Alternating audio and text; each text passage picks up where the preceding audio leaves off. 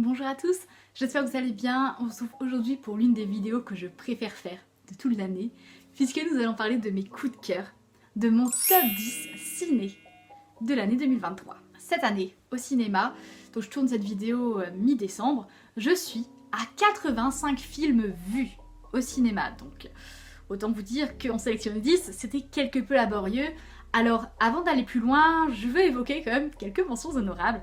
Il y en a pas mal, au moins une dizaine, mais je voulais quand même vous parler de ces œuvres qui m'ont touchée et vous les conseiller tout simplement parce qu'elles ne figurent pas dans ce top 10, puisqu'il a fallu faire une sélection, mais elles méritent tout autant d'être vues. Je pense à Marcel le Coquillage, à L'Île Rouge, à L'Indave du Poulet, à About Kim Sohee, à Chien de la Casse, à Babylone, à The Fabelmans, au film Les Feuilles Mortes, au film Le Ravissement, à Yannick, à Omar la Fraise, ou bien encore à The First Slam Dunk.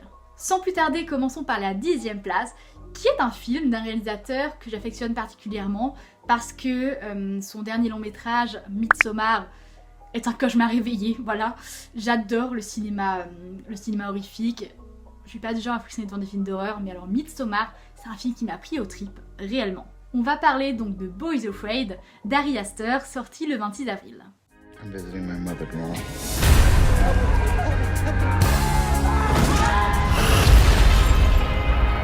Welcome back.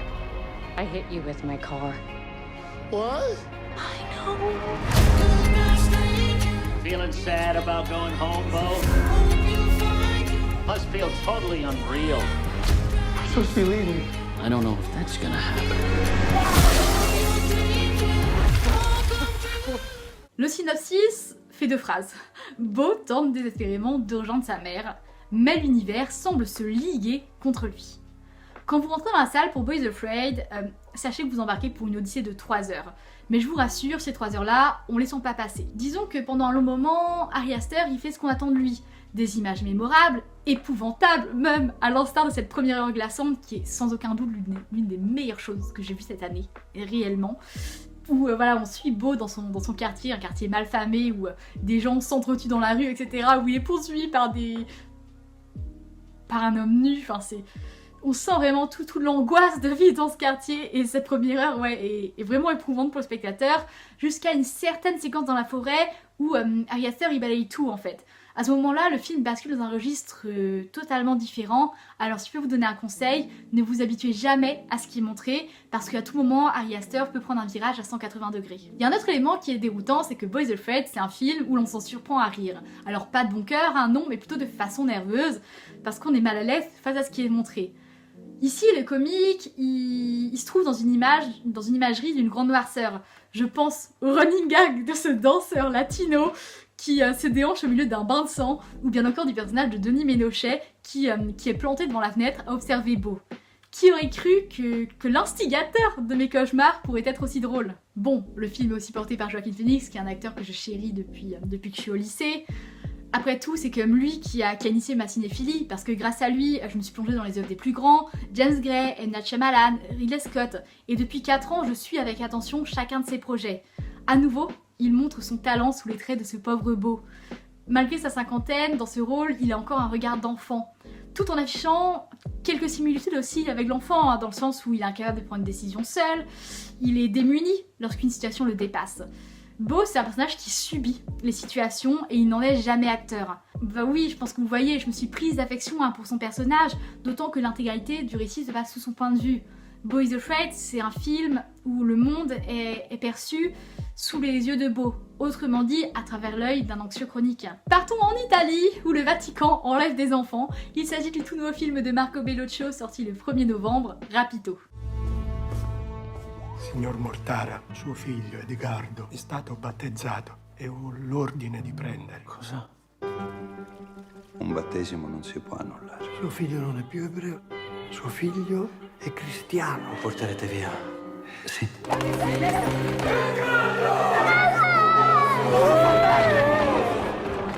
Mi taglieranno la testa, papà. Ti faranno niente. Nous sommes en 1958 dans le quartier juif de Bologne, en Italie, où les soldats du pape font irruption chez la famille Mortara. Sur ordre du cardinal, ils sont venus prendre le petit Edgardo, leur fils de 7 ans. En effet, l'enfant aurait été baptisé à sa naissance et la loi pontificale est indiscutable. L'enfant, quand bien même il a grandi dans une famille juive, doit recevoir une éducation catholique. Les parents d'Edgardo, bouleversés, vont tout faire pour récupérer leur fils.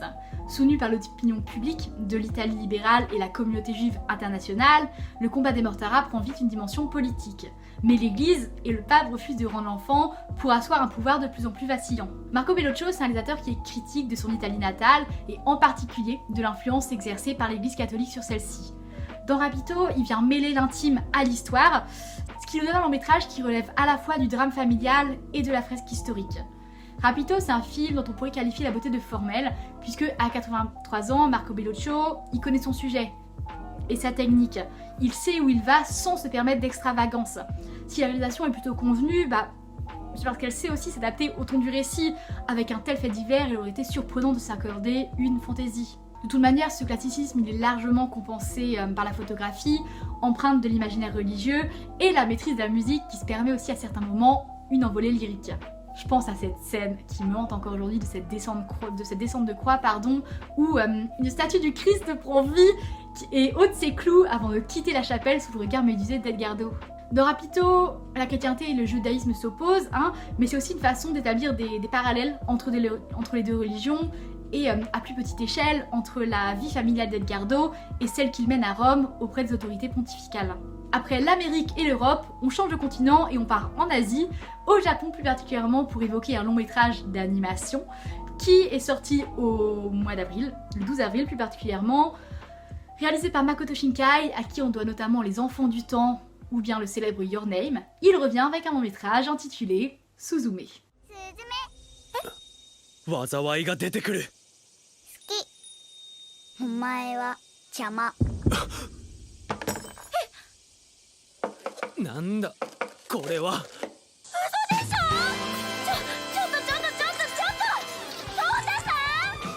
君についてこられても困るんだよ。そんなこと言ったって椅子じゃん。猫を探して九州から？ Ce n'est que le matin, mais le soleil, lui, est déjà haut dans le ciel. Ses rayons se reflètent sur la mer en contrebas. À flanc de falaise, on a la jeune Suzume qui dévale la pente à vélo, puis ralentit pour observer le beau garçon qui passe près d'elle. Soudain, le jeune homme lui adresse la parole et lui demande si elle n'a pas vu une porte. Cet inconnu s'appelle Sota et est en pleine mission. Il doit en effet verrouiller des portes situées aux quatre coins du pays pour éviter que les catastrophes qu'elle renferme ne s'abattent sur le pays. La lycéenne balbutie, troublée par sa demande et son visage, puis embarque de son gré dans une aventure aux côtés de ce mystérieux étudiant. Bon, alors j'entends déjà venir les soupirs, pourquoi est-ce que Suzume s'obstine à suivre un homme qu'elle connaît à peine? Parce qu'en fait c'est ainsi que réagit une adolescente. De façon impulsive, guidée par ses sentiments. C'est notamment grâce à ça que Makoto Shinkai insuffle du réalisme dans ses personnages. Suffisamment en tout cas pour qu'on croie à l'existence de ces êtres en 2D. D'événements qui sont changés quotidiennement, des cheveux coiffés ou en pagaille selon l'humeur, une bonne douche après une journée éprouvante, un ventre qui rugit à l'approche des repas, on y croit. Et ces séquences, bien qu'elles puissent sembler anodines, elles permettent d'ancrer l'histoire dans notre monde. Le spectateur se sent alors plus proche des protagonistes et développe de l'affection à leur égard. Dans Suzume, on retrouve la même recette qui a fait la popularité de Makoto Shinkai, une héroïne forte qui avance avec entêtement, des personnages secondaires appréciables, une quête initiatique à la recherche de l'être aimé, une touche d'humour, des visuels splendides, ou bien encore la peur de l'abandon, sans oublier un élément prégnant de sa filmographie, une faille spatio-temporelle. À l'instar de ses précédents films, Suzume, c'est l'expression d'une angoisse, celle de voir le Japon à nouveau frappé par une nouvelle catastrophe. Parce qu'il s'agisse de Fukushima ou bien du séisme du 11 mars 2011, le cinéma de Makoto Shinkai, il est marqué de leurs séquelles, au point d'en adopter l'iconographie, à l'image de ce bateau qui est perché sur le toit d'une maison, donc c'était une image qui avait beaucoup circulé en 2011 et qui est réemployée dans ce film-là. Alors pour affronter l'horreur, le cinéaste japonais, il suggère de se retrouver, de s'aimer, parce que cette touche d'humanité soigne les cœurs endeuillés pour mieux se reconnecter à la vie. Parlons du cinéma français, puisque cette année on a eu de belles surprises. Réellement, le cinéma français a été magnifique dans tous ses registres, sur le plan historique, sur le plan de la romance, sur le plan du cinéma de genre, sur des sujets beaucoup plus sensibles, comme le film dont on va parler dans les prochaines minutes, qui aborde une relation interdite entre une belle-mère et son beau-fils. Il s'agit du film de Catherine Breillat, nommé l'été dernier. Des fois, tu ne dis pas que je suis un vieux con. Jamais. Théo, lui, me considère comme un vieux con. il m'a dit que j'avais adopté les filles uniquement pour me donner bonne conscience. Tu veux une bière? Mais il va falloir d'abord passer par le magnétophone.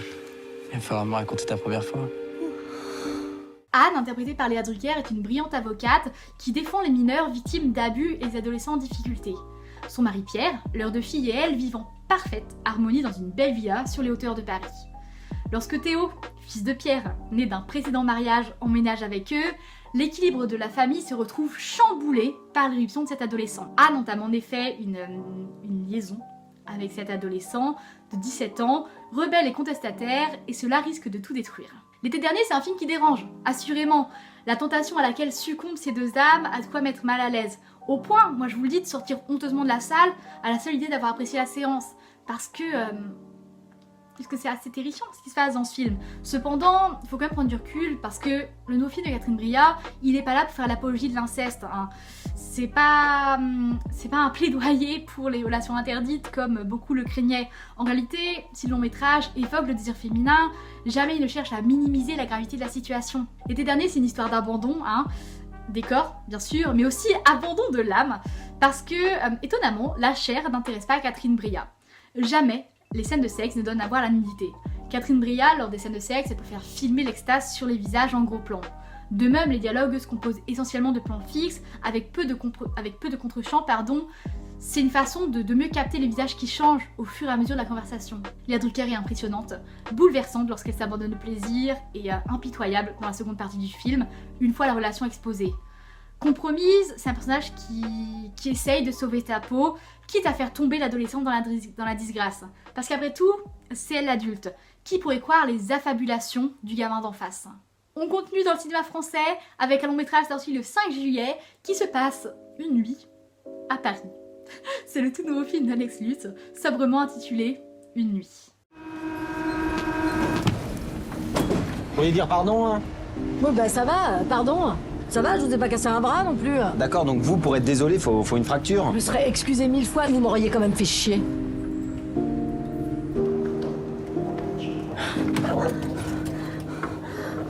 Vous faites quoi? C'est engueulé 6 minutes, on a baisé les 6 autres et y a vraiment pas de quoi en faire des caisses. Non, dans la vie. Paris, métro bondé, un soir comme les autres. Une femme bouscule un homme, ils se disputent. Très vite, le courant électrique entre les deux se transforme en désir brûlant. Les 2 inconnus sortent de la rame et font l'amour dans la cabine d'un photomaton. La nuit, désormais, leur appartient. Dans ce Paris aux rues désertées, aux heures étirées, faudra-t-il à un moment se dire au revoir? Certains diront qu'il ne se passe rien, que ça parle trop. Et moi je vous répondrai que ce nouveau long métrage d'Alex Lutz, donc intitulé Une nuit, offre de nombreuses pistes de réflexion. Voyant que le temps leur file inexorablement entre les doigts, le charmant duo s'interroge. Les années ont passé, mais qu'en ont-ils fait en fait? Qu'ont-ils accompli de tout ce temps? Karine Viard et Alex Lutz sont merveilleux et leur répartie relève parfois même de la joute verbale, il faut le dire. Le temps d'une nuit, ces 2 personnages, ils ont à nouveau 20 ans. Ils troquent la vie de famille pour l'insouciance de la jeunesse. Emmerich, le personnage d'Alex Lutz, évoque une petite fugue, parce que pendant quelques heures, les problèmes ne s'effacent pas, non, mais semblent en tout cas plus légers. Voire brumeux, hein. C'est un peu comme si le réveil n'allait pas sonner le lendemain, ramenant avec lui le sempiternel, mais trop boulot dodo. Pourtant, le retour à la réalité, il est inévitable. Disons que ce soir-là, à la capitale, tout semble réalisable. C'est un Paris romantisé, si ce n'est cette drôle de virée au bois de Boulogne, hein, que l'on traverse au gré de morceaux classiques. Tchaïkovski et Franck sont réinterprétés au piano pour mieux souligner la délicatesse de cet aparté. Au générique, on a aussi une composition inédite de Juliette Armanet qui cueille un spectateur étourdi, en tout cas moi c'était mon cas, qui peine à sortir en fait de cette douce torpeur. Je me souviens de cette story que j'avais réalisée où tout le monde avait quitté la salle, j'étais la seule, et qu'est-ce que je voulais pas quitter en fait ce moment. Pour moi, Une nuit, c'est un film qui est beau comme un rêve et triste comme un moment que l'on sait éphémère. On va parler d'un film, accrochez-vous, franco-helvético-russe, autrement dit français, suisse et russe, consacré à une femme qui a vécu pour un homme, voilà, qui a vécu derrière cet homme-là, qui a tout fait pour lui, comme en témoigne le titre du film, hein, La femme de Tchaïkovski, de Kirill Serebrennikov, sorti le 15 février. Можете мне представить Чайковскому? Я хочу в консерваторию поступать. Знаете, Петр Ильич, с того дня, что я хочу только одного.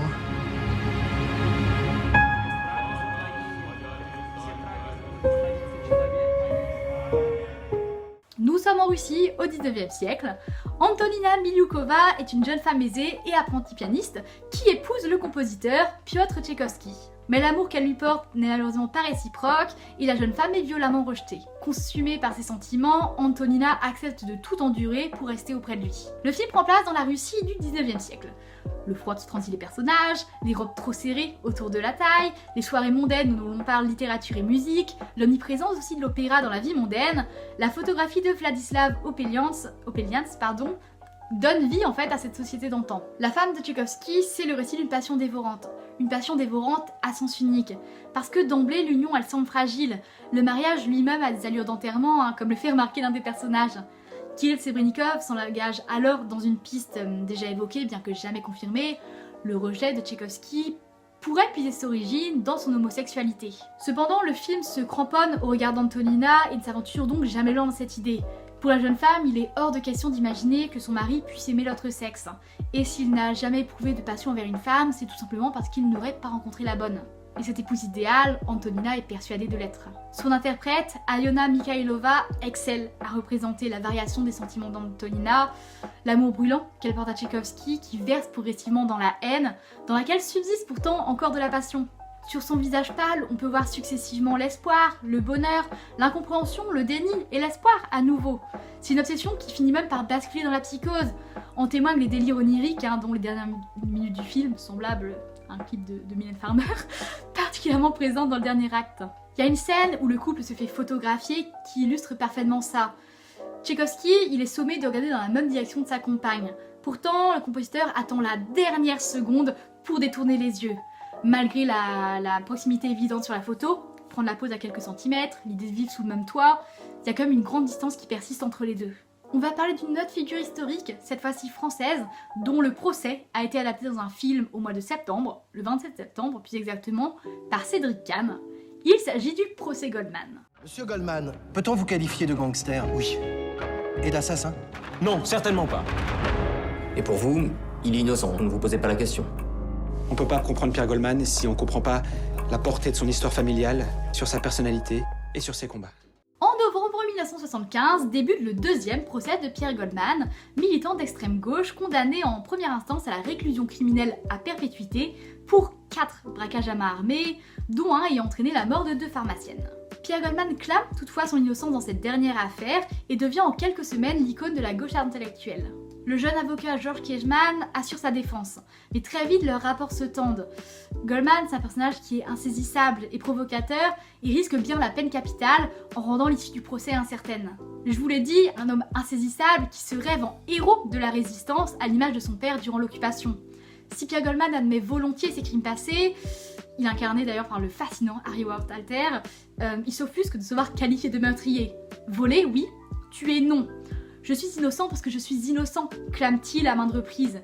Pourtant, face à lui, des institutions pressées de désigner un coupable dont l'antisémitisme imprègne les décisions, voire les méthodes. Avec un titre sans équivoque, le procès Goldman suit le jugement de bout en bout en occupant l'intégralité du récit. La réalisation de Cédric Kahn vient dynamiser ce genre verbeux, notamment par l'usage de la caméra épaule. Une attention particulière est portée à l'arrière-plan afin de montrer les réactions des acteurs du procès lors d'un passage à la barre. Si le focus est parfois fait sur le personnage en retrait, c'est pour mieux insister sur ses sentiments. Parce qu'il arrive aussi que dans le fond, vous savez, on voit un personnage qui se met à gesticuler. Par exemple, il y a Pierre Goldman qui est affalé sur la barrière de son box et puis d'un coup se met à pointer sévèrement du doigt celui qui parle, tandis que ses avocats tentent de le calmer. Et tout ça, ça se passe en arrière-plan. C'est pas le cœur de la séquence, c'est loin de la mise au point. Pierre Goldman, donc personnage insoumis, qui n'hésite pas à interrompre pour rectifier un point particulier comme il le fait dans cette séquence. Cet homme imprévisible peut intervenir à tout moment et ses prises de parole impromptues sont captées par des plans fixes qui, d'abord centrés sur le témoin à la barre, glissent brutalement vers le box où Goldman se trouve. Retour chez les Américains, et plus particulièrement chez Netflix, puisque Netflix a produit un long métrage sorti le 6 janvier. Mes coups de cœur ont commencé très tôt pour le coup, qui est donc adapté d'un livre. Et je vous avouerai que moi, c'est le postulat de départ en fait qui m'a fait craquer. puisque partez du principe que Christian Bale fait équipe avec Edgar Allan Poe pour résoudre un meurtre. C'est le point de départ de The Pale Blue Eye de Scott Cooper. One of our cadets hanged himself last night. That's a matter for the coroner. I'm afraid that's not the end of it. His heart was carved from his chest. Un commissaire à la retraite recrute un brillant cadet de West Point, appelé Edgar Allan Poe, pour qu'il aide à résoudre un meurtre atroce à l'Académie militaire américaine. The Pale Blue Eye fait donc intervenir une figure légendaire, interprétée ici par Harry Melling, qu'on avait notamment pu voir comme le cousin Dudley dans Harry Potter, qui retranscrit en fait toute la maturité de cet esprit dans un corps aussi jeune. Son élégance et ses manières raffinées d'ailleurs sont en décalage avec les autres cadets. Dans The Pale Blue Eye, on retrouve la brume omniprésente, la photographie bleutée, les costumes d'époque, la touche mystique.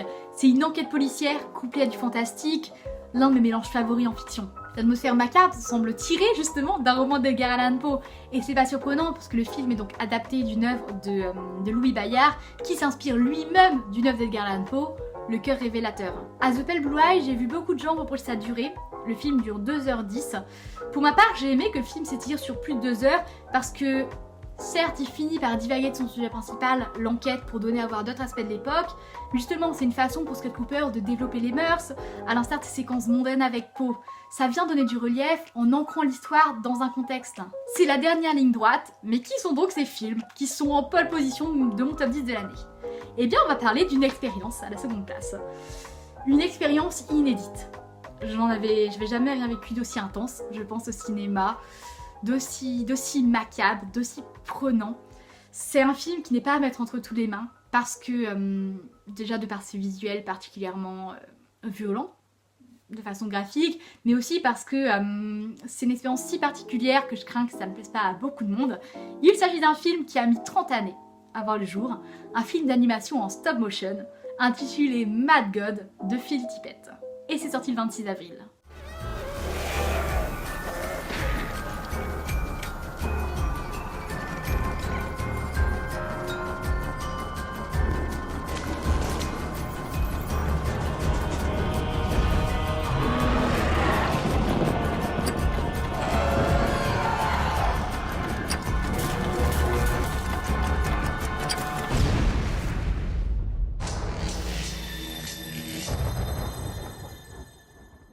Un assassin surgit des abysses dans une cloche à plonger et s'enfonce au cœur d'un univers infernal, peuplé de créatures mutantes et de scientifiques fous. Bientôt capturé, il devient la victime du monde qu'il est chargé de détruire. 30 ans. 3 décennies passées sur ce projet. Celui d'une vie sans doute pour Phil Tippett. Le résultat, donc sorti au cinéma à la fin du mois d'avril, se prénomme Mad God. Et c'est l'expérience la plus folle que vous vivrez en salle avant un bon moment. Peut-être, avant d'aller plus loin, devrais-je d'abord parler de l'histoire derrière le film, qui est aussi exceptionnelle que le long métrage. Après avoir fait ses armes avec George Lucas sur Star Wars, on lui doit notamment le design de Jabba the Hutt, ce féru d'animation imagine les prémices de son long métrage alors qu'il travaille sur Robocop 2, donc on est en 1990. Puis Phil Tippett baisse les bras, persuadé que l'arrivée du numérique rendra ses figurines obsolètes. En 2010, encouragé par ses collègues de travail, il reprend le projet. Le week-end, des volontaires viennent même lui prêter main forte. Et nous voilà en 2023 alors que Mad God est enfin disponible en salle. Le film est donc tourné en stop motion, c'est une technique récemment utilisée pour le Pinocchio de Guillermo del Toro par exemple, ou bien pour Interdit aux chiens et aux Italiens, dont on a parlé dans la dernière vidéo sur mes rattrapages de 2023. Donc une technique qui consiste à déplacer des objets en volume pour donner l'illusion du mouvement. Y a-t-il encore des gens qui pensent que l'animation est réservée exclusivement aux enfants ? Parce que si c'est le cas, invitez-la à visionner Mad God, parce qu'ils sont pas prêts d'oublier ce moment. Pendant 1h30, le spectateur est plongé dans une atmosphère angoissante. Pourtant, malgré les effusions de sang à l'écran, il ne peut détourner le regard de ses visions d'horreur. La curiosité l'emporte. C'est comme, vous savez, avancer à reculons tout en ayant irrésistiblement envie de poursuivre la route pour voir quelle monstruosité nous attend au prochain virage. Avec parfois l'étrange sensation aussi de passer à côté tout en vivant pleinement l'aventure. Je précise aussi que dans Mad God, il n'y a pas de dialogue, il n'y a que l'oppressante musique de Dan Wool, des morceaux qui durent jusqu'à un quart d'heure, et autant vous dire que moi une chanson ça m'occupait bien quand j'écoutais la bande originale du film. Par la suite, une chanson ça me faisait un trajet complet. Ça y est, le grand moment de cette vidéo arrive, Qui est donc premier de mon top 10 de l'année 2023? C'est un film que j'ai eu l'opportunité, la chance de découvrir en avant-première. C'était au mois de juin, au tout début du mois de juin, juste après sa consécration au Festival de Cannes. Dans la salle, parmi les spectateurs, il y avait notamment Louis Garrel et Virginie Efira, à genre 5 rangs devant moi. Et parmi l'équipe du film qui était présente, on avait notamment Milo Machado-Graner, on avait Arthur Harry, Antoine Reinhardt et bien sûr la réalisatrice de ce film, Justine Triet. On va parler de ce film qui a remporté la Palme d'Or au dernier festival de Cannes, sorti à la fin du mois d'août et qui est déjà en train de rafler tous les prix à l'étranger, Anatomie d'une chute. Est-ce que vous pouvez nous dire à quoi il fait référence quand il parle du pillage de son œuvre? That's not true. Vous aviez déjà frappé votre mari? Non. Non, jamais. C'est bien ce qui s'est passé.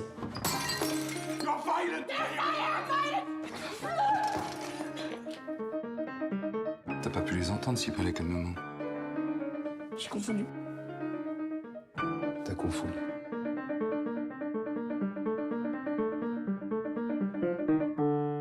I'm innocent, you know that, right? Sandra, Samuel et leur fils de 11 ans Daniel vivent depuis un an loin de tout, à la montagne. Un jour, Samuel est retrouvé mort au pied de leur maison. Une enquête pour mort suspecte est alors ouverte. Sandra est bientôt inculpée, malgré le doute. Suicide ou homicide? Un an plus tard, Daniel assiste au procès de sa mère, véritable dissection du couple. Avant d'aller plus loin, je tiens à préciser que j'ai consacré une vidéo entière à Anatomie d'une chute, alors si vous souhaitez en savoir plus sur ce film, je vous invite chaudement à aller la voir. Anatomie d'une chute, c'est un film donc pour le moins complet, puisque l'affaire est retracée dans son intégralité à travers un point de vue externe. L'aube du drame, l'enquête policière ou la moindre erreur, quand bien même il s'agit d'omission, peut transformer quiconque en suspect. Les joutes verbales aussi menées en procès, surtout dominées par le procureur. Et puis une conclusion, celle annoncée par le tribunal. Que s'est-il produit réellement ce jour-là? Nous n'en saurons rien. Je préfère vous prévenir d'emblée, puisque le spectateur est, comme les jurés, contraint de se forger un avis sur la seule base des témoignages. Même la reconstitution des faits sème le trouble, jonchée d'interrogations en suspens. Sandra Hüller incarne une femme faussement transparente, pleine de mystères. Si elle se prête volontiers à l'échange, sa pensée, elle, reste insondable. Au cours du procès, elle voit sa vie entière passer au crible, y compris sa sexualité. Anatomie d'une chute, c'est l'histoire d'une déchéance. La chute annoncée dans le titre, celle que le film s'apprête à disséquer, elle est plurielle, triple plus exactement. D'abord la chute du mari, depuis le toit. Au cours du film, cet événement est disséqué point par point pour comprendre ce qu'il s'est passé ce jour-là. La chute d'une femme aussi, jetée en pâture sur la scène publique. Et enfin la chute d'un couple, d'une relation amoureuse qui se détériore. Et là-dessus, Justine Triet donne à voir toute la passion qui faiblit, noyée dans le quotidien. C'est tout pour cette vidéo, j'espère qu'elle vous a plu. N'hésitez pas à mettre en commentaire vos films préférés de l'année 2023. C'est toujours un grand moment dans l'année, voilà, de prendre ce temps de recul sur tous les visionnages qu'on a pu faire et de sélectionner ses films favoris. Parce qu'on réalise que parfois certains longs-métrages qui peut-être vous avez transcendé sur le moment, avec le recul ne vous laissent pas un souvenir impérissable. Et inversement, il y a des films qui ont grandi en moi. Alors je lirai attentivement et avec grand plaisir vos différents coups de cœur, parce que c'est vraiment intéressant de voir à quel point certains films rassemblent, voilà, certains films ont des avis extrêmement positifs de tous bords et à l'inverse d'autres divisent. Par exemple Boys Afraid, je me souviens du moment de sa sortie où il y avait ceux qui aimaient beaucoup le film, ceux qui à l'inverse le détestaient et j'avais le sentiment qu'il n'y avait pas d'entre-deux. Sur ce, je vous dis à la prochaine.